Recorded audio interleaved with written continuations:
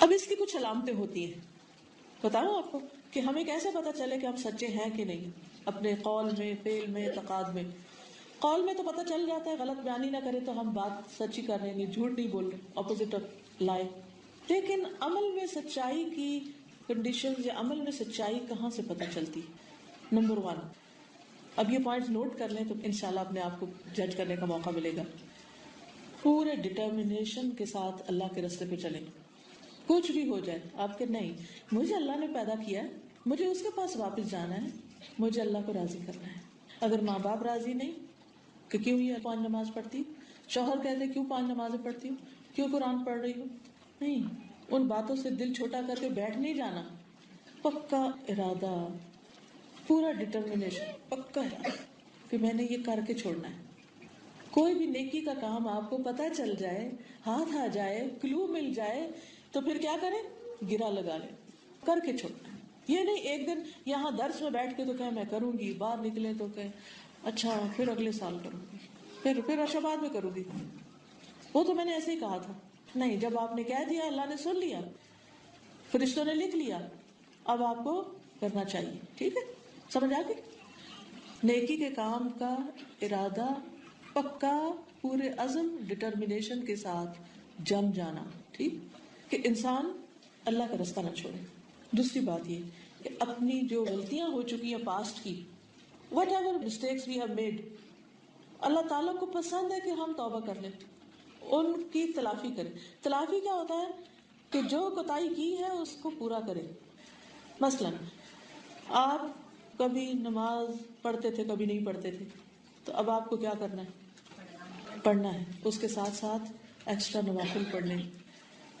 آپ نے زکوٰۃ نہیں دی کئی سال کی، کیا کرنا ہے؟ جب آپ کو پتہ چل گیا، توبہ کر لی، تو اب کیا کرنا ہے؟ ساتھ پچھلی زکوٰۃ کا بھی کوئی حساب کتاب کر کے نکالنے کی کوشش کرنی ہے۔ روزے چھوٹ گئے تھے آپ کے، تب آپ نے کیا کرنا ہے؟ کیلکولیشن کر کے ان کی قضا رکھنی شروع کر دینی ہے، چھوٹے دن گزرتے جا رہے ہیں، پورے کر لیں۔ اوکے، اسی طرح اب تک حج نہیں کیا، حالانکہ فرض ہے، کیا کریں؟ حج کا ارادہ کر لیں۔ تو تلافی ہوتا ہے کہ جہاں جہاں کمی کی ادھر دے دیں۔ مثلا کسی کا حق مارا تھا، امی کو ناراض کیا، ابو کو ناراض کیا، کسی کے ساتھ زیادتی کی، کیا کریں؟ ٹائم ہے، جا کے سوری کر لیں، نہیں منہ سے کہہ سکتے، لکھ کے کر لیں۔ ٹھیک ہے؟ بری عادتیں پڑ گئی ہیں کوئی، مثلا کوئی ایک بری عادت بتائیں۔ فضول ٹی وی دیکھتے رہنا، وقت ضائع کرنا۔ تو جو صدق فی العمل والے لوگ ہوتے ہیں وہ کیا کرتے ہیں؟ وہ فوراً اس کا تدارک کرتے ہیں، فوراً اس عادت کو چھوڑنے کی فکر کرتے ہیں، کیونکہ انہوں نے اس ٹائم کو اچھے کام میں لگانا ہے اور آئندہ زندگی میں ان چیزوں کو نہیں کرنا۔ پھر یہ کہ انسان غفلت میں پڑے ہوئے لوگوں کی کمپنی چھوڑے۔ کیا کریں؟ جو لوگ غافل ہیں، غافلین، ان کی کمپنی اوائڈ کرے، اس کی بجائے کس کی کمپنی اختیار کرے؟ صادقین کی۔ لیو غافلین، جوائن صادقین۔ یاد رہے گی یہ بات، کیا کہا میں نے؟ کس کو چھوڑنا ہے؟ غافلوں کو۔ مثلاً آپ کی کوئی بہت ہی اچھی دوست ہے، لیکن جب آپ اس کے ساتھ باتیں کرنے لگتے وہ اتنی دنیا کی باتیں کرتی ہے کہ اس کے بعد آپ کا بھی نماز کو دل نہیں کرتا۔ تو آپ کو پتہ چل گیا کہ اس بندے سے جب میں ملتی ہوں نا تو میرا نیکی کرنے کو دل نہیں چاہتا، میرا اللہ کا ذکر کرنے کو دل نہیں چاہتا، تو پھر کیا کریں؟ Leave that company, leave that person, be brave. پھر آپ کو تو انسان چاہیے نا، آپ کو سہارا چاہیے، آپ اکیلے تو نہیں رہ سکتے، تو پھر find out good people, good company. اور کیا اس کی علامت ہے؟ What's the sign of a good company? کہ جس سے مل کے آپ کے اندر نیکی کا محبت آئے، شوق آئے۔ ریلیٹیوز کو اس طرف لائیں، کیونکہ ریلیٹیوز کے ساتھ کٹ آف نہیں کر سکتے، ٹھیک ہے، لیکن جب آپ ان سے ملیں تو پرو ایکٹیو طریقے سے پہلے سے سوچ کے جائیں کہ وہاں جا کر میں نے کیا کرنا ہے اور کون مجھے کدھر پھنسانے لگے گا تو میں نے بچنا ہے اس سے۔ کیونکہ کچھ لوگ خود ان کا دماغ خراب ہوتا ہے، وہ جس کو مل اس کے اندر بھی وہ ڈال دیتے ہیں، they are bitter, they are negative, وہ جس سے ملتے ہیں اس کو بھی وائرس لگا دیتے ہیں، وہ بھی الٹا سوچنے لگ جاتا ہے، اس کا بھی دماغ گھما دیتے ہیں۔ تو بی کیئرفل۔ پھر یہ ہے کہ دنیا کی زندگی کی تمنا، چاہے وہ مال ہو، اولاد ہو، دولت ہو، کچھ بھی ہو، وہ صرف اس لیے ہو کہ میں اللہ کی اطاعت اور اچھی کر سکوں۔ جیسے سلیمان علیہ السلام نے فرمایا تھا، انی احببت حب الخیر عن ذکر ربی، میں نے مال کی محبت اپنے رب کی یاد کی وجہ سے اختیار کی۔ مجھے مال چاہیے اس لیے نہیں کہ میں اور زیادہ اپنی دنیا کو خوبصورت بنا لوں، اس لیے کہ میں اپنی آخرت کے لیے ذخیرہ کر لوں، نیکی کے کاموں میں لگاؤں، صدقہ جاریہ کے کاموں میں لگاؤں۔ اولاد چاہیے اس لیے، کس لیے؟ جیسے زکریا علیہ السلام نے کیا کہا تھا، یرثنی ویرث من آل یعقوب واجعلہ ربی رضیہ، اللہ جو میرا بھی وارث ہو اور آل یعقوب کا بھی وارث ہو، اور اس کو پسندیدہ بنانا۔ رب ہب لی من الصالحین، انہوں نے صرف یہ نہیں کہا اللہ مجھے بیٹا دے دے۔ ہم میں سے اگر کسی کی اولاد نہ ہو تو ہم صرف کیا کہتے ہیں، یا اللہ اولاد دے دے۔ انہوں نے کیا مانگا، اللہ نیک اولاد دے، تیری اطاعت گزار ہو، تیری فرما بردار ہو۔ تو جو سچا انسان ہوتا ہے وہ دنیا بھی مانگتا ہے اللہ سے، تو کس لیے مانگتا ہے؟ تاکہ وہ اس کو اللہ کی مرضی کے کاموں میں اور زیادہ آگے جانے میں مدد دے، ٹھیک ہے؟ پھر ہمیشہ اپنے آپ کو ناقص خیال کرے، یعنی کہ میں کچھ نہیں ہوں، I'm nothing۔ لوگوں کو حقیر نہیں سمجھے، لوگوں کو بلیٹل نہیں کرے، دین میں مشکل کاموں سے بھی نہیں گھبرائے کہ نہیں میں کروں گا، کیونکہ جتنا مشکل کوئی کام ہوتا ہے اتنا اجر ہوتا ہے۔ صرف رخصتیں نہیں تلاش کرتے، رخصت کا کیا مطلب ہوتا ہے کہ صرف کمپنسیشن نہیں ڈھونڈے، بلکہ بہتر کاموں کی طرف چلے۔ پھر اس کے عمل میں اللہ کی محبت ہو، اللہ کی محبت میں کام کرے، مشکل کام کرے لیکن کس کے لیے؟ اللہ کی محبت میں، اللہ تیری محبت لینے کے لیے میں کر رہا ہوں۔ عام طور پر انسان انسانوں کی محبت حاصل کرنے کے لیے کام کر رہا ہوتا ہے کہ لوگ مجھ سے پیار کریں، امی ابو مجھ سے پیار کریں تب میں اچھے کام کروں، نہیں، اللہ کی محبت حاصل ہو۔ وَيُطْعِمُونَ الطَّعَامَ عَلَىٰ حُبِّهِ مِسْكِينًا وَيَتِيمًا وَأَسِيرًا إِنَّمَا نُطْعِمُكُمْ لِوَجْهِ اللَّهِ لَا نُرِيدُ مِنكُمْ جَزَاءً وَلَا شُكُورًا۔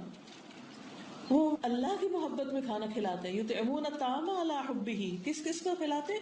یتیم کو، مسکین کو، قیدیوں کو، اور کیا بولتے ہیں؟ انما نطعمکم لوجہ اللہ، ہم تمہیں اللہ کے چہرے کی خاطر کھلاتے ہیں، یعنی اللہ کا دیدار کرنے کے لیے کھلا رہے ہیں، تم سے نہیں واپس کچھ چاہیے، وہ دیں گے بھی کیا، ہمیں اس کے بدلے میں اللہ کا دیدار چاہیے۔ لا نرید، ہم نہیں ارادہ رکھتے، منکم، تم سے، کس چیز کا؟ جزاء، کسی بدلے کا، ولا شکورا، نہ شکریہ کا، شکریہ بھی نہیں چاہیے، کوئی بدلہ نہیں چاہیے، کوئی ریوارڈ تم سے نہیں چاہیے، کوئی تھینک یو بھی نہیں چاہیے۔ وہ اس کے لیے بھی نہیں انتظار کرتے کہ تھینک یو بولا کہ نہیں، no no no, you don't want thank you. Thank you کرنا جو ہے وہ تو کرنے والے کے حق میں اچھا ہے، دینے والے کو تھینک یو کی انتظار نہیں ہونی چاہیے۔ لا نرید منکم جزاء ولا شکورا انما نطعمکم لوجہ اللہ۔ عمل میں سچا انسان اس طریقے سے کام کرتا ہے، اس ارادے سے کام کرتا ہے۔ پھر بہت بڑا بھی کام، مثلاً اس نے 1 ملین لوگوں کو کھانا کھلایا، ہم ذرا سوچ لیں ہم میں سے کتنے نے ملین کھلایا ہوا۔ لٹرلی کچھ لوگ ایسے ہیں جو ملینز کو کھلاتے ہیں۔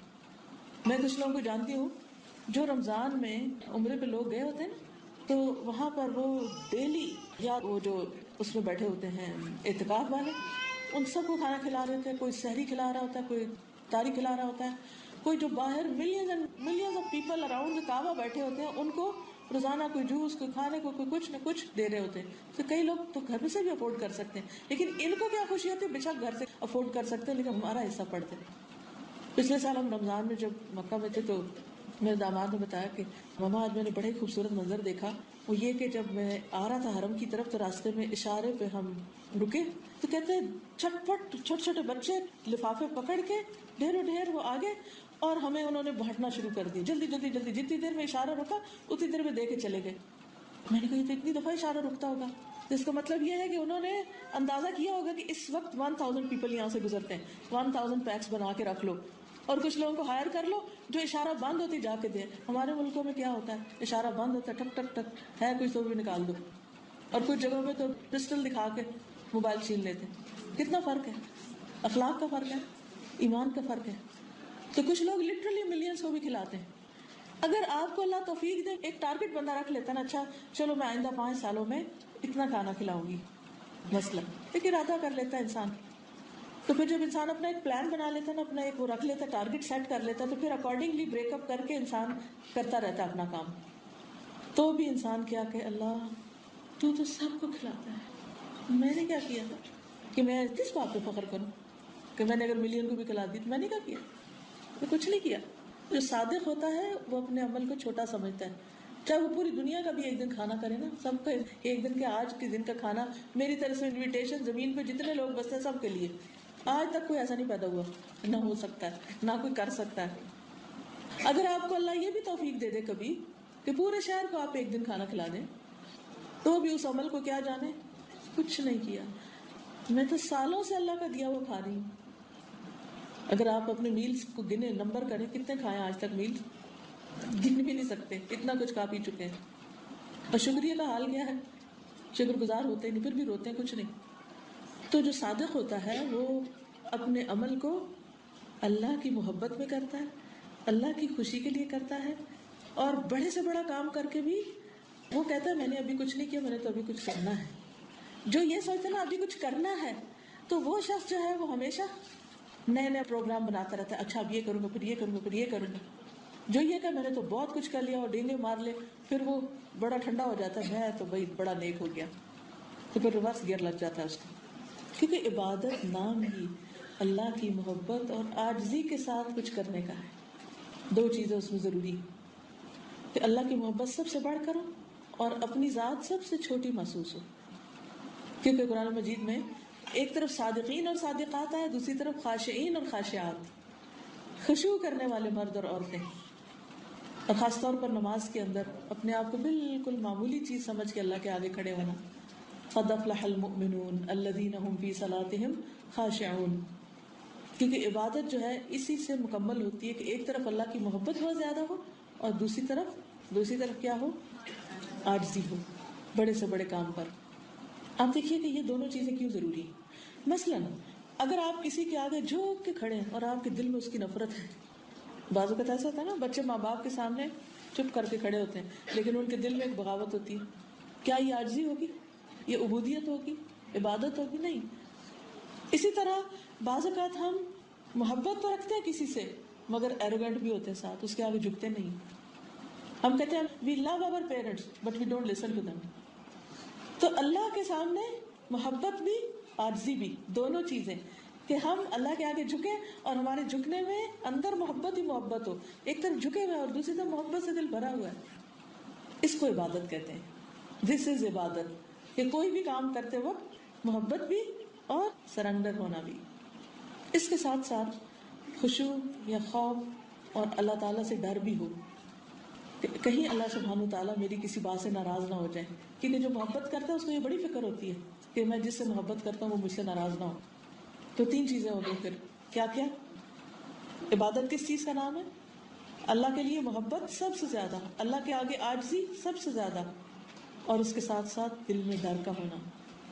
اسی وجہ سے ہماری شریعت میں کچھ چیزیں حرام کی گئی ہیں. مثلا مردوں کے لیے ریشم پہننا، سونا پہننا حرام ہے. کیوں؟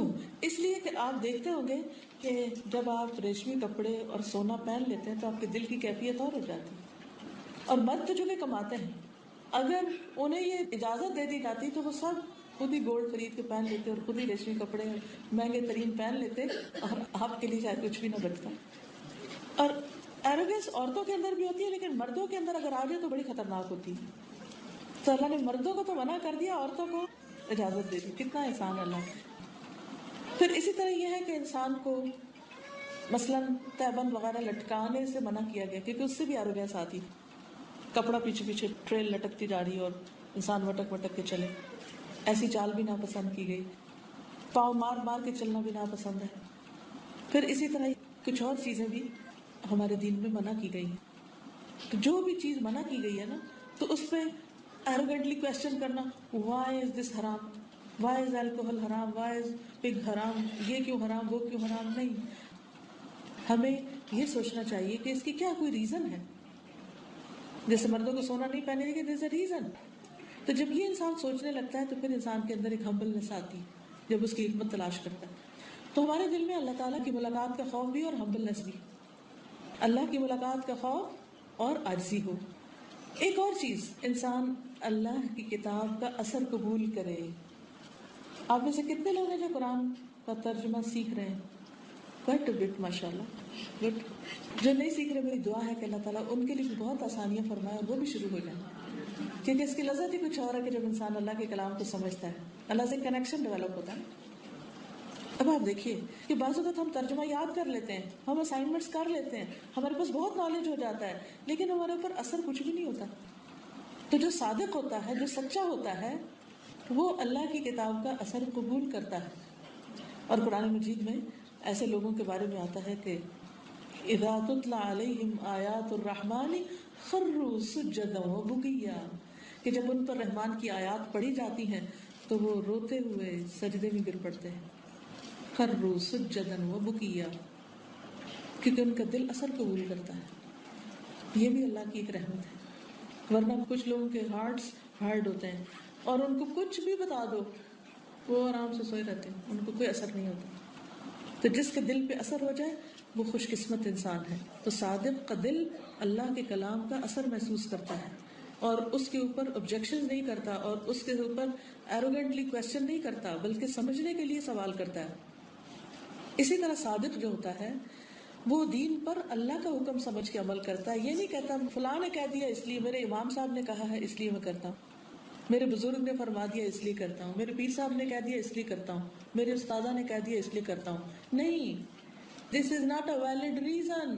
یو انڈرسٹینڈ کہ کوئی بھی کام جس کو ہم دین سمجھ کے کریں تو کیا سمجھ کے کریں کہ یہ اللہ کا حکم ہے، اس لیے نہیں کہ میرے امام نے کہا اس لیے میں نے کرنا ہے. دین کس کی طرف سے آیا؟ اللہ کی طرف سے.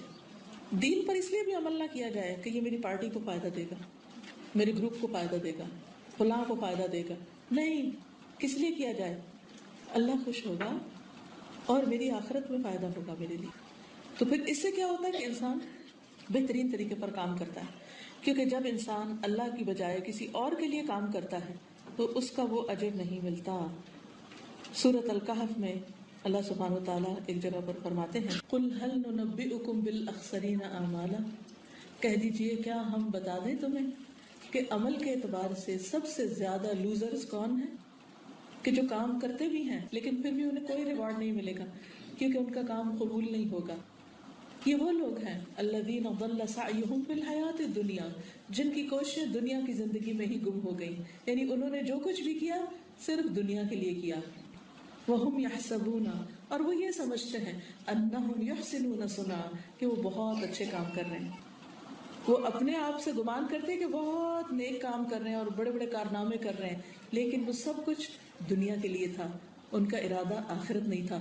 کیونکہ قرآن مجید میں اللہ تعالیٰ فرماتے ہیں وَمَنْ أَرَادَ الْآخِرَةَ وَسَعَى لَهَا سَعْيَهَا وَهُوَ مُؤْمِنٌ فَأُولَئِكَ كَانَ سَعْيُهُمْ مَشْكُورًا.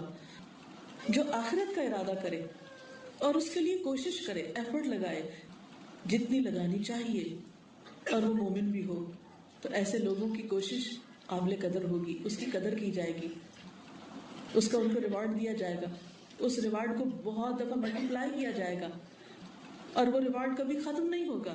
اس کے برعکس وہ لوگ جو صرف دنیا کے سامنے رکھ کے کام کرتے ہیں اور نہ انہیں اللہ کی ملاقات کا شوق ہے، نہ جنت کا شوق ہے، نہ آخرت کے عذاب سے بچتے ہیں، تو ایسے لوگ اولئک الذین کفروا بآیات ربہم، ان لوگوں نے اپنے رب کی آیات کا انکار کیا ہے، ان کو مانا ہی نہیں، ولقائہ، اور اس کی ملاقات کا بھی انکار کیا کیونکہ وہ چاہت ہی نہیں تھی کہ اللہ سے ملاقات ہوگی. فحبطت اعمالهم، تو ان کے اعمال ضائع ہو گئے. فلا نقیم لهم یوم القیامۃ وزنا، ہم ان کے اعمال کو قیامت کے دن کوئی وزن بھی نہیں دیں گے، ان کو تولیں گے تو اس میں سے کچھ بھی نہیں نکلے گا، وہ حسب کی طرح ہوگا، وہ سب اڑ جائے گا. تو اس سے کیا پتہ چلتا ہے کہ ان لوگوں کے عمل دو وجہ سے برباد ہوئے ہیں. 2 reasons کہ جس کی وجہ سے انسان کے عمل کیے ہوئے بھی ضائع. ان میں سے ایک یہ ہے کہ وہ اللہ کی آیات کا انکار کرتے رہے، اللہ کی آیات کا اثر قبول نہیں کیا، ان کو ریجیکٹ کیا. اور دوسرا یہ کہ آخرت کا کوئی خوف نہیں تھا دل میں، آخرت کی فکر ہی نہیں تھی. اسی لیے ہم دیکھتے ہیں کہ انسان جب بھی کوئی کام کرے تو اس کو اللہ کی خاطر کرے، کسی بندے کے اثر سے نہیں کہ بندہ کہہ رہا ہے تو اس لیے میں کر رہا ہوں. جب بندے کے کہنے سے کیا اور اللہ کا حکم سامنے ہی نہیں تو اللہ سے کیا جزا. لیکن عزیز بہنوں، پیاری بہنوں، اگر ہمیں پتہ ہی نہیں کہ اللہ تعالیٰ نے کیا فرمایا تو پھر اللہ کی رضا کے لیے کیسے کام کریں گے؟ سوچیے، میری بات سمجھ آئی؟ صرف لوگوں کے کہنے پہ نہیں چلیے، صرف لوگوں کی بات نہیں مانیے. کس کی مانیے؟ اللہ کی. وہ کہاں سے پتہ چلے گی؟ قرآن مجید سے. اس کے لیے کیا کرنا چاہیے؟ قرآن کو پڑھنا چاہیے، اس کو سمجھنا چاہیے، اس کو سیکھنا چاہیے. اگر کوئی استاد مل جائے تو بہت ہی اچھا، اگر کسی کے پاس استاد نہیں، اگر آپ گھر سے نہیں نکل سکتے تو الحمدللہ آپ ایسے دور میں خوش قسمت ہیں، ایسی جگہوں پہ ہیں جہاں بجلی نہیں جاتی، جہاں نیٹ کے بھی مسئلے نہیں ہوتے، جہاں کیسٹ پلیئر بھی مل جاتے ہیں، سی ڈی پلیئر بھی مل جاتے ہیں، جہاں ہر طرح کی ٹیکنالوجی میسر ہے. تھوڑی سی ایفرٹ لگا کے سیکھیے اور ان سائٹس پہ جائیے کہ جہاں سے آپ سیکھ سکیں. فری ڈاؤن لوڈز موجود ہیں، کوئی پیسہ نہیں لے رہے آپ سے، کچھ بھی نہیں، سب کچھ اویلیبل کیا ہوا ہے. بے شمار لوگوں کی زبردست محنت سے لوگوں کے لیے ایک حلوہ پکا کے رکھ دیا گیا کہ وہ آئیں اور کھا لیں. بس وہ ہماری بات سمجھ کے کچھ نہیں لیں، وہ ڈائریکٹ اللہ کی بات سن کے اللہ کے حکم کے مطابق، اللہ تعالیٰ میں یہ کام اس لیے کر رہی ہوں کہ آپ نے کہا ہے، اس لیے نہیں کہ استاذہ نے کہا اور باجی نے کہا اور فلاں نے کہا اور فلاں نے، نہیں، میں تیری وجہ سے کر رہی ہوں. یہ ہوتا ہے سچا انسان، یہ ہوتا ہے مخلص انسان، اور ایسا ہی عمل قبول ہوتا ہے. اور یہ شرط جو ہے عام طور پر لوگ نہیں سمجھتے کہ کسی بھی نیک عمل کو اللہ کا حکم سمجھ کے قبول کرنا. اطاعت اللہ و اطاعت الرسول. آج کا خلاصہ کیا ہے ساری گفتگو کا؟ کہ اگر ہم چاہتے ہیں کہ ہمارے نیک عمل قبول ہو جائیں تو اس کے لیے بہت ضروری ہے کہ ہم اپنے عمل میں سچے ہو جائیں. اور سچا ہونے کے لیے کیا ضروری ہے کہ اپنا ارادہ بس ایک کر لیں. کیا ارادہ؟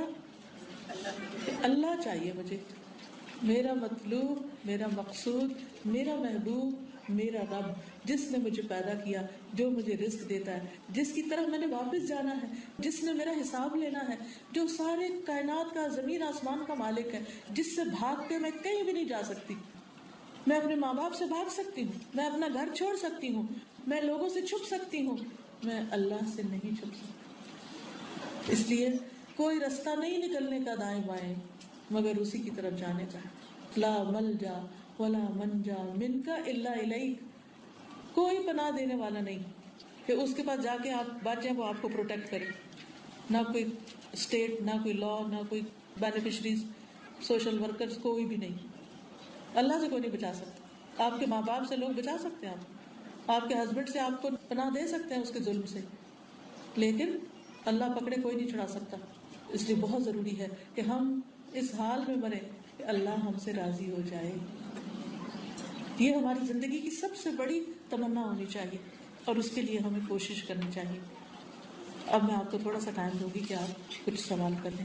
جی جنت کی ڈیفینیشن تو سمجھ آتی ہے، ٹھیک ہے، اللہ کو راضی کرنا بھی سمجھ آتا ہے، ٹھیک ہے. لیکن آپ نے اندر اللہ کے دیدار کا شوق کیسے پیدا؟ وائے ہاؤ؟ دیکھیے، آپ میں سے کس کو خوبصورت منظر اچھے لگتے ہیں؟ Sceneries, flowers, beautiful phases, beautiful clothes, jewellery, shining stars. ہم سب کو اچھا لگتا ہے. ہم سب کے اندر شوق ہے کہ ہمارا گھر اتنا خوبصورت ہو، ہمارا گارڈن بہت خوبصورت، ہمارے کپڑے سب سے زیادہ اچھے. اسی لیے ڈیزائنرز کو لوگ کتنا کتنا پے کرتے ہیں، شادی کے موقع پر کیسے کیسے کپڑے بناتے ہیں، ہوتا ہے نا. کیوں یہ سب کچھ کیوں کرتے ہیں؟ پوری زندگی کام کرتے ہیں اور پھر ایک شادی کے موقع پر سارا ختم کر دیتے ہیں پیسہ، بلکہ قرضہ بھی لے کے ختم کرتے ہیں. کیوں؟ وہ سب نیڈ ہوتی ہے. سب سے زیادہ پیسہ کس پہ جاتا ہے شادی پہ؟ Decoration, bridal jewellery, clothing, makeup, bedroom, house decoration. تو آپ دیکھیے کہ انسان کی فطرت کے اندر ہے کہ وہ دنیا میں بھی سب سے زیادہ بیوٹی کے پیچھے جاتا ہے نا. حدیث سے ہمیں پتہ چلتا ہے کہ اللہ تعالیٰ خوبصورت ہے. ان اللہ جمیل یحب الجمال. کتنا خوبصورت، کسی نے دیکھا نہیں تو کوئی ڈسکرائب نہیں کر سکتا کہ ہاؤ.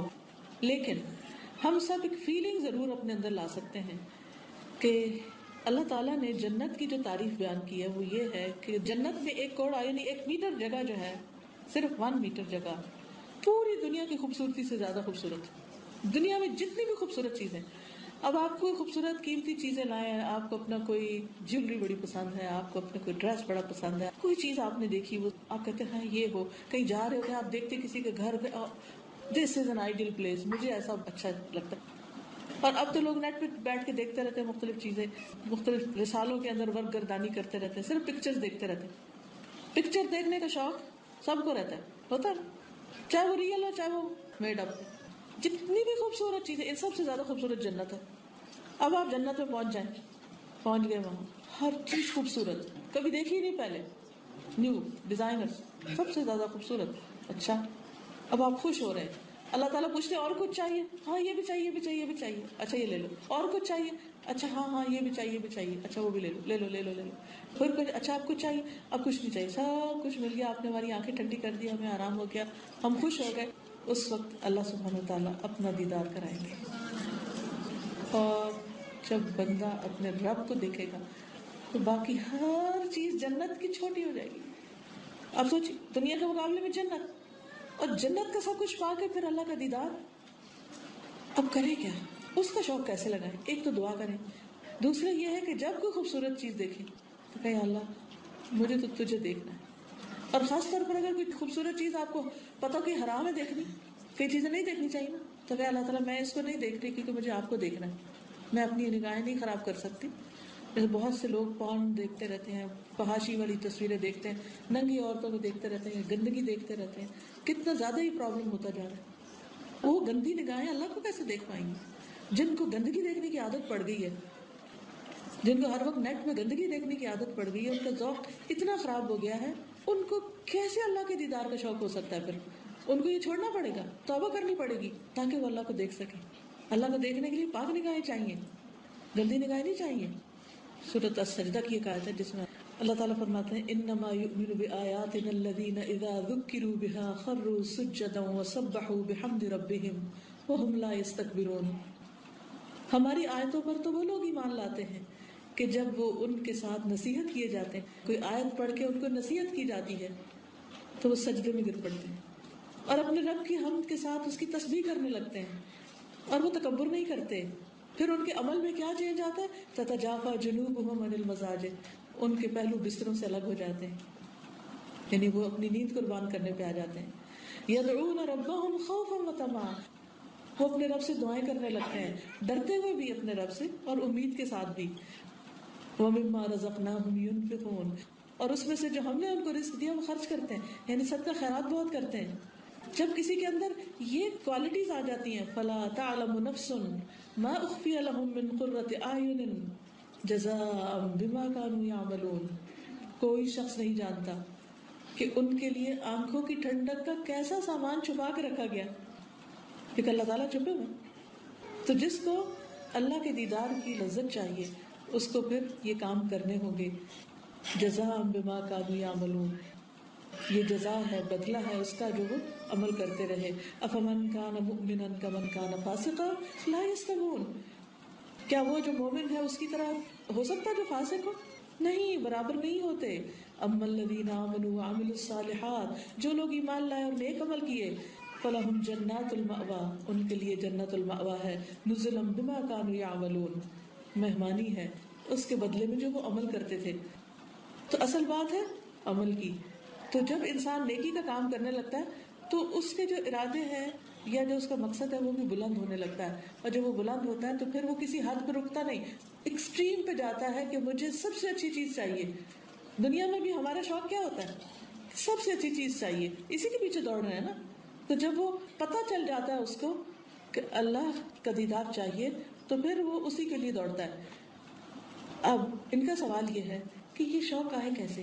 صرف اس صورت میں آ سکتا ہے جب آپ اللہ کو پہچانتے ہو, اور اللہ کو پہچاننے کے لیے ایک طرف اللہ کی کتاب, دوسری طرف اللہ کے نام اور صفات. جب اللہ کی معرفت ہو جائے گی نا, اللہ کی پہچان ہو جائے گی کہ وہ ہے کون, تو پھر آپ کو ایسا شوق لگے گا یا اللہ بس دیکھنا ہی دیکھنا تجھے, میں تیرے دیدار کی خاطر ہر چیز قربان کر سکتی ہوں. تو جب تک وہ پہچان نہیں, شوق بھی نہیں.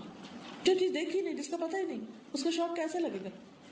یا تو اس کے بارے میں سنتے ہیں یا اس کو دیکھتے ہیں. دیکھ تو سکتے نہیں, اس کے بارے میں سننا ضروری ہے.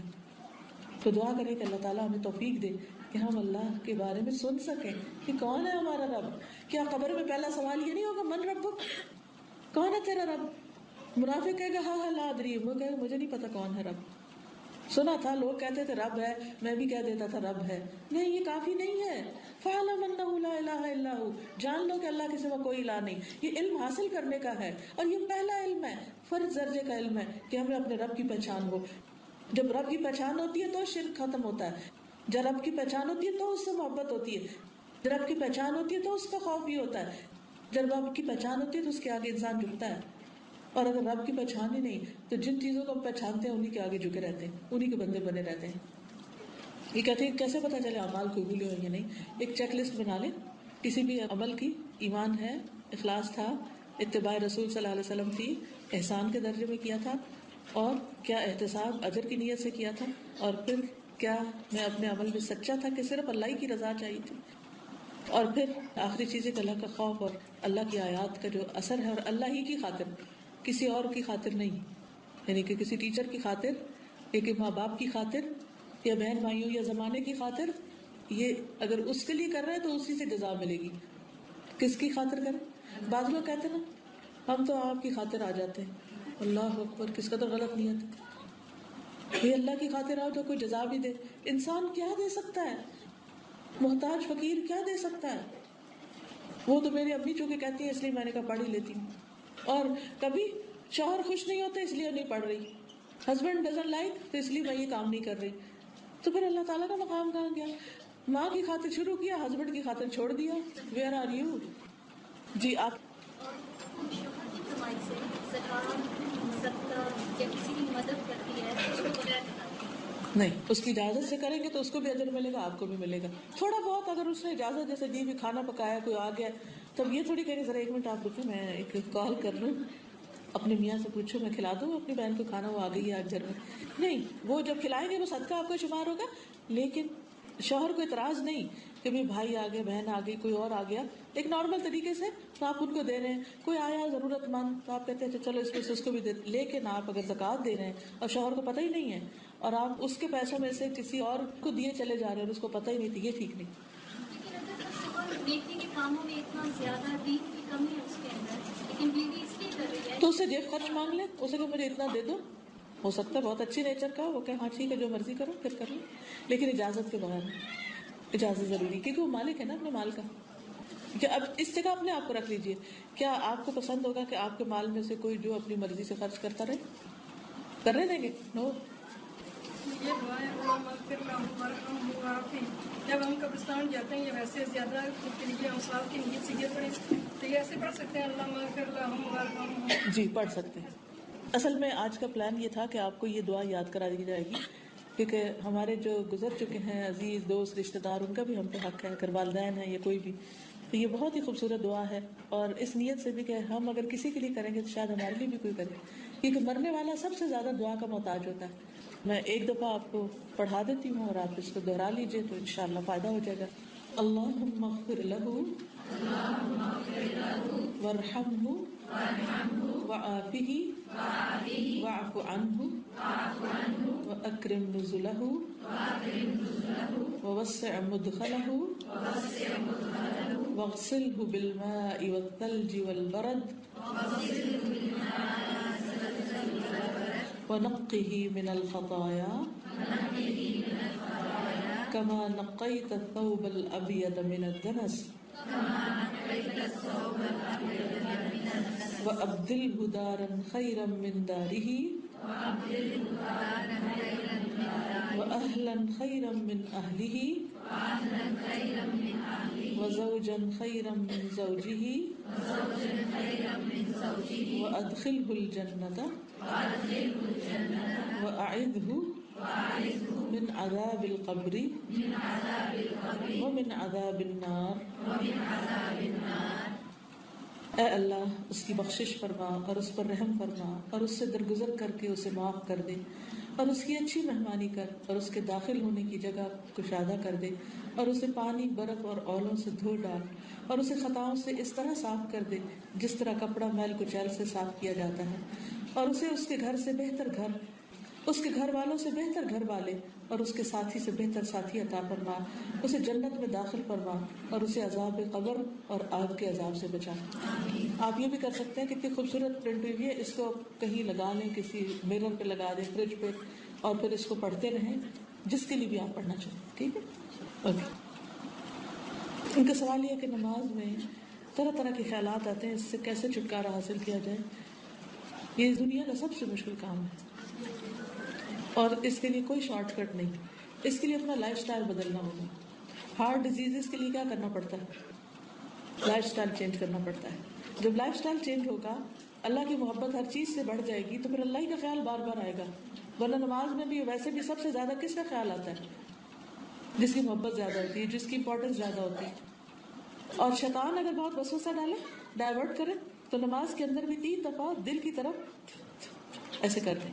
اس کی اجازت ہے, حدیث میں طریقہ بتایا گیا تاکہ اس سے چھٹکارا ہو. کے بارے میں سوال کرنا چاہتے ہیں. جب ہم روزمرہ کے جو کام کرتے ہیں اس میں ہر کام کے لیے ہم نیت نہیں ہماری ہوتی ہے, جیسے روزمرہ کے کام, کھانا بنانا اور جیسے کام ہوتے ہیں, ان کاموں کو کیسے ہم نیکی بنا سکتے ہیں؟ Good question. ہمارے پاس نیت نہیں ہوتی. ٹھیک ہے, اب میں اس کا جواب دیتی ہوں. جو کام نیت کے بغیر کیا جائے وہ عادت ہوتا ہے, وہ عبادت نہیں ہوتا. وہ کیا ہوتا ہے؟ عادت. تو میک یور عادت ان عبادت. اس کے لیے کیا ضروری ہے کہ آپ ایک ہی دفعہ نیت کر لیں کہ یا اللہ ہر روز جو میں کھانا بناؤں گی میری آج سے نیت یہ ہے کہ میں تیری خوشی کے لیے بناؤں گی. اچھا, اب کیا ہے کہ اس نیت میں خلل آنے لگا, آپ کو غصہ آنے لگا کسی دن, یا بیچ میں شیطان نیت خراب کرنے لگا, تو دوبارہ آپ اپنی نیت کو ریوائز کر لیں, ورنہ جو آپ نے نیت کر لی وہ کافی ہو جائے گی انشاءاللہ. جی آپ. جی, کھانا کسی کو بھی کھلایا جا سکتا ہے, خوشحال کو بھی کھلایا جا سکتا ہے, بدحال کو بھی. obviously جب ہم کسی بہت غریب بھوکے کو کھانا کھلاتے ہیں اس کا اور اجر ہے, اور اگر کسی کو جس کے پاس پہلے بھی ہے اس کو بھی کھلاتے ہیں, اس کا کیوں اتنا اجر ہے؟ آپ نے دیکھا ہوگا کہ عام طور پہ کھانا کھلانا مشکل کام بھی ہے, پلس کھلا کے لوگ احسان بھی جتاتے ہیں, پھر بدلہ بھی چاہتے ہوتے ہیں کہ ہم نے بلایا تھا وہ ہمیں کیوں نہیں بلا رہے مثلاً. تو اس لیے اس کا اجر بہت زیادہ ہے. باقی چھوٹے موٹے کام جب ہم کر لیتے ہیں تو عموماً اس کے اوپر اتنا نہیں ہوتا جتنا اس چیز پر, کیونکہ یہ انسان کی ضرورت بھی ہے. بھوکا کوئی بھی ہو سکتا ہے, کسی بھی بھوکے کو آپ کھلائیں تو کھلا سکتے ہیں. افضل ہے جن کے پاس کچھ نہیں ان کو کھلائیں, لیکن اگر آپ کے پاس آس پاس کوئی بھی ایسا نہیں تو پھر آپ کسی کو بھی کھلا سکتے ہیں. جن لوگوں سے ہم کام لیتے ہیں گھر کے لوگ, جی, ان کو زکات دے سکتے ہیں. آپ ان کو بتا دیجئے یہ زکوٰۃ ہے اور تنخواہ کے علاوہ, لیکن یہ کبھی دل میں خیال نہ آئے کہ ہم تو ان کو زکوٰۃ بھی دیتے ہیں اور پھر بھی یہ ہمارا کام اچھے سے نہیں کرتے. نہیں, زکوٰۃ ان کا حق ہے اور آپ پر فرض ہے, اس کے بدلے میں آپ ان سے کچھ نہیں لیں گے, ایکسٹرا خدمت نہیں. ہاں جی. اگر عورت خود اچھا کماتی ہے جی تب وہ اپنے ہسبینڈ سے ہر چیز کے تو نہیں خرچ کرتی, کسی کو دینا ہے زکات. جی, ان کا سوال ہے کہ اگر عورت خود کماتی ہے تو کیا پھر بھی ہسبینڈ سے پوچھ کے خرچ کرے؟ نہیں, اپنے مال میں آپ اپنی مرضی سے تصرف کر سکتے ہیں. اس کی دلیل کیا ہے؟ حضرت میمونہ نے اپنے غلام کا آزاد کیا تو بعد میں بتایا آپ کو مال آپ کا تھا, آپ نے خود کر دیا. تو آپ نے بولا کہ اگر تم اپنے ماموں یا ماموں کے بیٹوں کو دیتی تو زیادہ بہتر تھا, وہ رشتے دار تھے تمہارے, یعنی وہ ان کے کام کاج کرتے. تو اس سے پتہ چلتا ہے کہ حضرت میمونہ نے اطلاع کے بغیر اپنا مال صدقہ کیا تھا, وہ ان کا پرسنل مال تھا, شوہر کا نہیں تھا. ٹھیک ہے. مسلمان اور مومن میں کیا فرق ہے؟ مسلم اور مومن. مسلم تو وہ ہوتا ہے جو اپنے آپ کو مسلمان کہلاتا ہے, مسلمان کے گھر میں پیدا ہو جاتا ہے. ٹھیک ہے, جب ان دو کو کٹھا لاتے ہیں. اور مومن وہ ہوتا ہے کہ جو شعوری طور پر ایمان لا کر اپنا عمل بھی اس کے مطابق کرتا ہے. ہر مسلم مومن نہیں ہوتا. ٹھیک ہے, مثلاً کوئی شخص مسلمان کے گھر میں پیدا ہوا تو اسے کیا کہیں گے آپ؟ مسلم. لیکن وہ شعوری طور پر اللہ کو نہیں مانتا, بس ایسے ہی مسلمانوں کے گھر میں پیدا ہو گیا, یا اس کے عمل بھی کوئی نہیں اسلام کے مطابق. ٹھیک ہے, تو جب تک وہ شعوری مسلمان نہیں ہوتا تو وہ مومن نہیں ہوتا. ٹھیک ہے, لیکن اگر مسلم الگ استعمال ہو رہا ہے اور مومن الگ استعمال ہو رہا ہے, ان کمپیریزن نہیں استعمال ہو رہے, تو پھر دونوں الگ اگر مسلم بھی شعوری طور پر ہے تو وہ مومن ہی شمار ہوگا. ٹھیک ہے, اور مومن مسلم شمار ہوگا. لیکن اگر دو ٹرمز کٹھی آئی ہیں تو اس میں یہ فرق آئے. جس طرح چاہ رہی ہے کہ نماز بیٹھ کر کہ سجدے میں جا کر جیسے ہم نماز پڑھے ہوتے ہیں اشاروں سے پڑھنا یا نہیں برابر تو نہیں ہے نا, اللہ یہ کہ مجبوری ہے کہ وہ جا ہی نہیں سکتے. یہ نہیں جا سکتے. ہاں, پھر وہ تو اگر نیت ہے, ارادہ ہے اور مجبوری ہے, بیماری ہے, اور بیماری سے پہلے آپ پراپر پڑھتے رہے ہیں, تو آپ کو معلوم ہے کہ جو شخص اپنی نمازیں پوری پڑھے پھر اگر وہ بیمار ہو جائے اور اس میں وہ اشاروں سے پڑھ رہا ہے تو اس کو اجر پوری نماز کا ملے گا, کیونکہ وہ پہلے پورا پڑھتا تھا. لیکن اگر کسی نے پہلے پڑھا ہی کچھ نہیں اور اب عادت ہی نہیں جسم کو پڑھنے کی اور وہ آدھی پڑھ رہا ہے, تو پھر اللہ کے ہاتھ میں اس کا. شوہر دونوں کماتے ہیں, دونوں میں سے صرف ایک زکات دیتا ہے اور ایک زکات نہیں دیتا, تو پھر جو آپ مال اپنے اولاد کو کھلا رہے ہیں کیا وہ پاک ہو چکا ہے؟ اگر آمدنی کا ذریعہ حلال ہے تو حلال ہی ہے, زکوٰۃ نہ دینے کی سزا الگ ہے. یعنی مال حرام نہیں ہو جاتا, ٹھیک ہے, اس میں مکسڈ ہے, لیکن اتنا اگر ہے کہ وہ حصہ الگ رکھا ہوا ہے اور اس کے علاوہ وہ خرچ ہو رہا ہے تو کوئی حرج نہیں. لیکن یہ ہے کہ وہ کیوں نہیں دیتا اس کی وجہ بھی پتہ ہونی چاہیے. اگر وہ کہے کہ ہے ہی نہیں زکوٰۃ تو دیٹس اے بگ تھنگ, اور اگر سستی ہے تو توجہ دلانی چاہیے. جی آپ ہسبینڈ آپ کو یہ اناؤنس دیتے ہیں مہینے کا اناؤنس. ان کا سوال ہے کہ اگر شوہر اپنی مرضی سے وائف کو کچھ الاؤنس دیتا ہے کہ جی یہ 500 پاؤنڈ ہے مہینے کے, یہ آپ خرچ کریں, جو چیز چاہے کریں, وہ اپنی مرضی سے اس میں سے 500 کے 500 صدقہ کر رہی تو وہ کر سکتی کیونکہ شوہر نے وہ اس کو دے دیا, اب یہ مال اس کی ملکیت ہو گیا, اب یہ اس میں سے جو چاہے کرے. یہ کہنا چاہ رہی تھی کہ رات کرنے اور دیکھیں it's very simple question and very simple answer. کوئی بھی کام جب آپ نیکی سمجھ کے کرنے لگیں تو آلویز آسک. کوئی بھی اسکالر آپ کو بتائے, کچھ بھی بتائے, انہیں کہیں کہ ہمیں صرف ایک ایگزامپل بتا دیں پروفٹ کی لائف سے کہ انہوں نے یہ سب کچھ کیا تھا تو میں بھی کر لوں گی. ابھی ہم نے کیا پڑھا ہے, کون سے اعمال قبول ہوتے ہیں جو سنت کے مطابق ہو. اور میں نے جتنی ریسرچ کی ہے اس میں کہیں پروفٹ نے ایک دن بھی اپنا برد خود نہیں بنایا, ٹھیک ہے, اور نہ صحابہ نے آپ کا بنایا. تو بعد میں ہی شروع ہوا نا, تو جو کام پروفٹ کے جانے کے بعد شروع ہے وہ دین کا حصہ نہیں ہے. ٹھیک ہے, جزاکم اللہ خیرا. میری دعا ہے کہ اللہ سبحانہ و تعالیٰ آپ کو دنیا اور آخرت کی بھلائیاں نصیب کرے. وآخر دعوانا الحمد للہ.